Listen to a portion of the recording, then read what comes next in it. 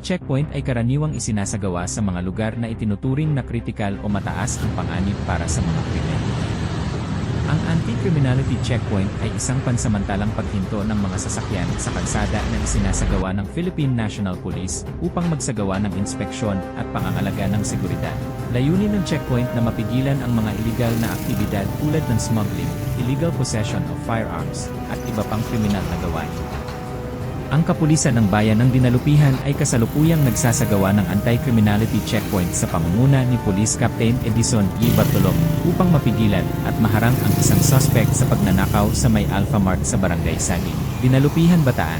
Layunin ng operasyon na mahuli ang mga pinaghihinalaang kriminal sa pamamagitan ng pagpapatupad nito at paghaharang sa mga pangunahing ruta. Sa puntong ito ay naharang ang kapulisan ang Dinalupihan ang isang kahinahinalang lalaki na may initial violation na walang helmet at ito'y tila nakainom pa ng alak.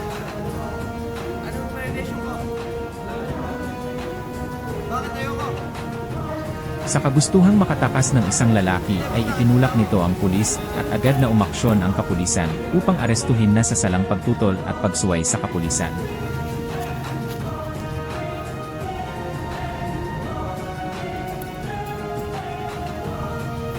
At nang isinagawa ang pagkaprap ng kapulisan, ay may nakita rin itong baril na nakasuksok sa kanang bewang ng lalaki.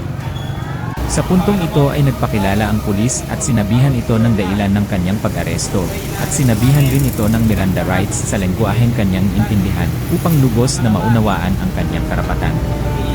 Nang matapos ang ginawang pag-inventaryo ng kapulisan, ay agad nila itong dinala sa kanilang himpilan upang maisalin sa pangangalaga ng investigador ang nasabing kaso ng lalaki.